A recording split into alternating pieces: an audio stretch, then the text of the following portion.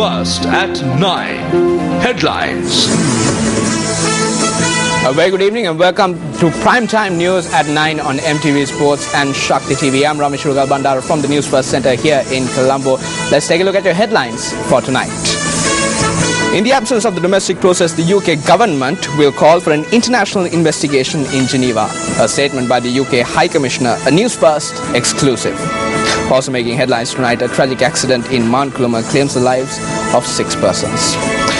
Also in the news tonight, a police investigation underway into the incident where a body of a student was found hanging from a tree at the University of Peradeniya. Details of these stories and much more coming up right now on Primetime News at 9. Thank you, Ramesh. A very good evening. I'm Shail Silva. And I'm Nicola D'Zoiza. First up is a look at our top story for tonight. The British High Commissioner to Sri Lanka, John Rankin, says that in the absence of a domestic process, the United Kingdom will call for an international investigation in Geneva. Rankin made this statement during an exclusive interview with Newsfirst Shamir Rasuldeen. Mr. High Commissioner, let me recollect the statement made by your Prime Minister during the Commonwealth media briefing at the Media Centre. He said that an international investigation will be pressed upon Sri Lanka. Absolutely. In the absence of a domestic process, the UK government at Geneva will call for an international investigation. The Sri Lankan government has reiterated that no international investigation will be allowed in the country. Mr. High Commissioner, I'm quite aware that you are well aware of this as well. How does your government intend to press the Sri Lankan government to do this? Well, first of all, by discussing these issues frankly, but in a friendly fashion with the government.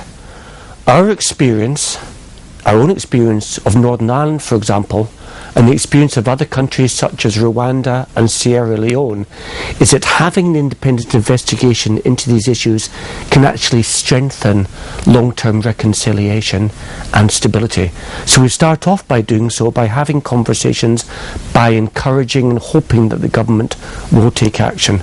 But there are also international mechanisms whereby states can address these issues, and one of those international mechanisms is, of course, the Human Rights Council in Geneva, where for the past 2 years the international community has voted in favour of resolutions on this issue, and where they will again be debated in Geneva this March. Mr. High Commissioner, your government was actively involved in the war against terror in the year 2011 in Afghanistan under Mr. Tony Blair's administration. There has been many human rights violations in countries like Afghanistan since 2011. Has these cases been investigated? Yes. We take allegations of wrongdoing by our armed forces very seriously. The UK fully accepts the jurisdiction of the International Criminal Court, but we also have clear domestic procedures in this area. So just towards the end of last year, for example, a British soldier was tried and found guilty of murder for acts that soldier had carried out in Afghanistan. He was held to account for his actions. It's where there's a lack of domestic process to address alleged wrongdoing that international procedures come into play. Will Britain support a decision to impose sanctions on Sri Lanka? Nobody, as far as I'm aware, amongst the international community has raised the issues of sanctions. That's not what the current debate is about. The full interview with the British High Commissioner to Sri Lanka, John Rankin, will be telecast in the near future. According to international media reports, China's foreign minister has offered its support to Sri Lanka after the United States said it would table a UN resolution on Sri Lanka. The Chinese Foreign Ministry notes that Foreign Minister Wang Yi had expressed China's support to Minister of External Affairs, Professor G.L. Peiris, who is on an official tour of the country. Chinese Foreign Minister Wang Yi had said, quote, China opposes some countries' interference in the internal affairs of Sri Lanka under the pretext of human rights issues, unquote. Speaking during bilateral discussions with his Sri Lankan counterpart in Beijing, he had added that China backs the Sri Lankan government in safeguarding national independence, sovereignty and territorial integrity, Wang said, according to China's Foreign Ministry. He had gone on to note that, quote, we believe in the Sri Lankan people's wisdom and capacity to handle their own affairs, unquote. A media briefing was convened by the Patriotic Bhikkhu Front today. Professor Nalin De Silva expressed these views at the media briefing. Do not think that England's David Cameron is working against us to obtain a few votes from the little Tamil community in London.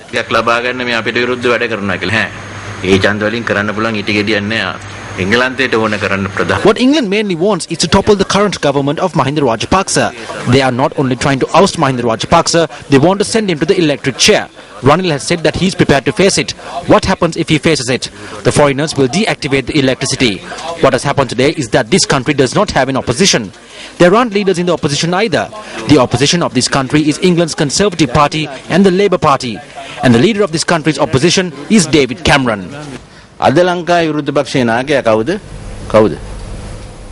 David Cameron.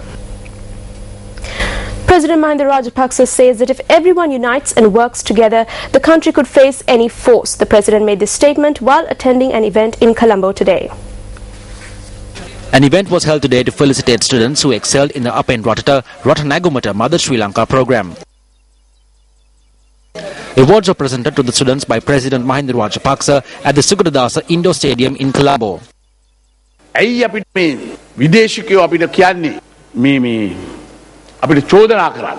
Why are these foreign forces levelling such allegations against us? Tell them to come and see what's happening here.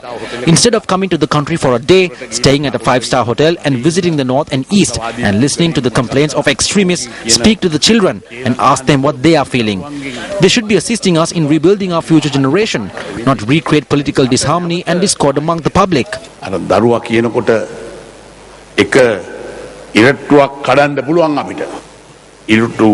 So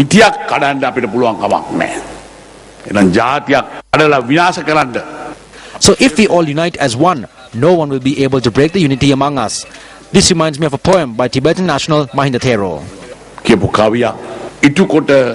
Kala yutu yutukam labunat loking gerhum iwasannata puluwan nam numbai magi putautu.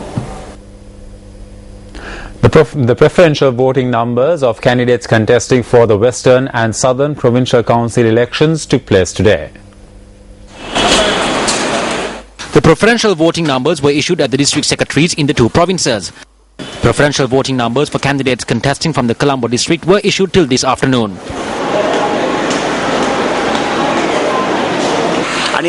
We hope to conduct a peaceful, ethical and environmental friendly election campaign without slinging mud at others, without causing disputes between our candidates and without violating election laws. The best thing within the confines of election laws is to go from door to door and conduct an election campaign and conduct discussions at homes. We will follow this methodology as much as possible.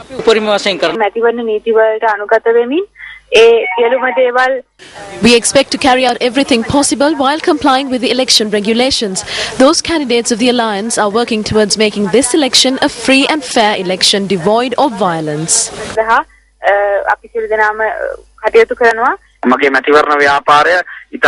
My election campaign will be conducted in a disciplined manner throughout all 15 regions of the Colombo district. We expect to rally all our supports and carry out a victorious election campaign. I think that irrespective of the election number, the Democratic Party will win the election. Preferential voting numbers were also issued at the Gampaha District Secretariat's office.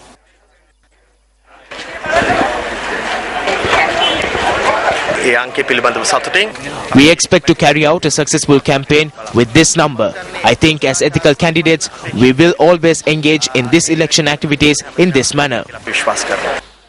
All candidates contesting from the Kalutara district were summoned to the Kalutara district secretariat to collect their preferential voting numbers.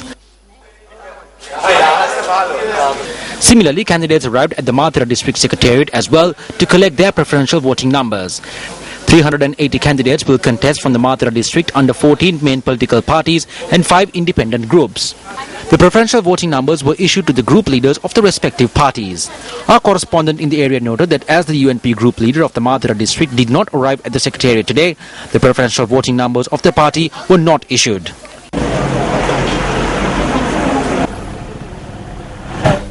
UPFA Southern Provincial Council candidate Ajit Prasanna, who was arrested in connection with obstructing the activities of a police officer, was granted bail today. Following the alleged incident, Ajit Prasanna checked into a private hospital in Colombo. Fourth Chief Magistrate Tilina Gamage, who arrived at the private hospital today, granted bail on two sureties of 500,000 rupees each. The magistrate ordered the suspect to appear before the Galle Magistrates Court on the 17th of next month. Several members of the Nava Sama Samaja party arrived at the Gampa police today to provide statements in relation to an incident where false information was furnished in a nomination paper.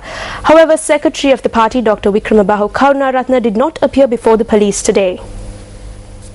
When we were investigating the list, we came across several doubtful entries. We were able to confirm our doubts with the aid of our officers and the police. We informed the CID as well as the IGP. We will be able to decide on whether the privileges of the political party would remain only after this investigation.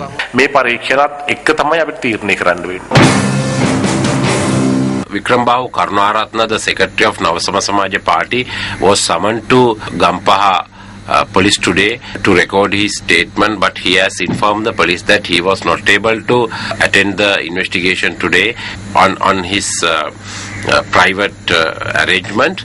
So therefore he was informed to attend the police on the 15th of February. Then thereafter we are going to record his statement and the police action will be taken accordingly. A message had been sent to Comrade Vikramabahu calling him to appear before the Gampa police. However, the Gampa police was not ready to obtain a statement from him. We are politicians of the oppressed.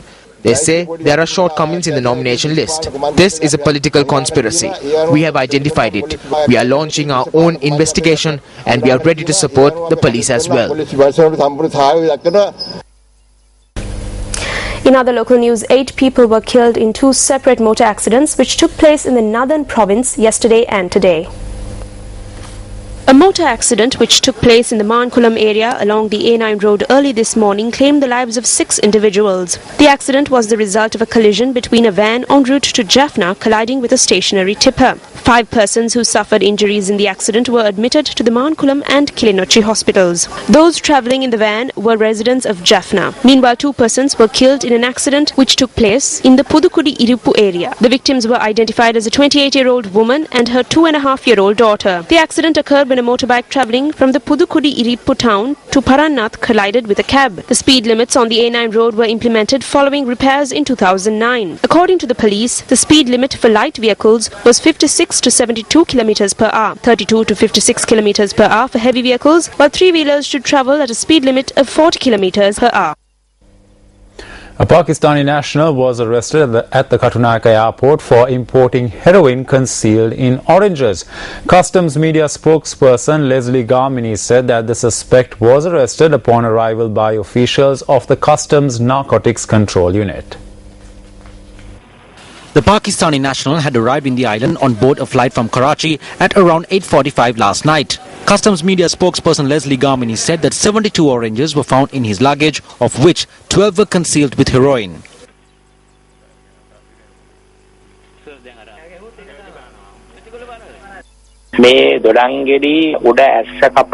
The heroin was packed inside polythene packets and concealed inside the oranges. One pack weighed around 80 grams. Approximately 1 kilogram of heroin was discovered. The total weight was 984 grams. The haul of heroin was valued at 8 million rupees. Subsequent to preliminary investigation, the drugs were handed over to the Police Narcotics Bureau for further investigations.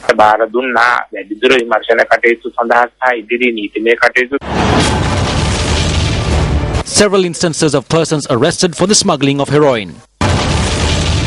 2 individuals arrested for smuggling heroin in the Dahiwala area. Customs seizes 200 kilograms of heroin worth over 15 million rupees in Orogodawata. 3 arrested in Hikkadua for the possession of 10 kilograms of heroin. Married couple arrested for smuggling heroin with an infant in Angulana. Today, Customs seizes nearly 1 kilogram of heroin illegally brought to the country. For your attention.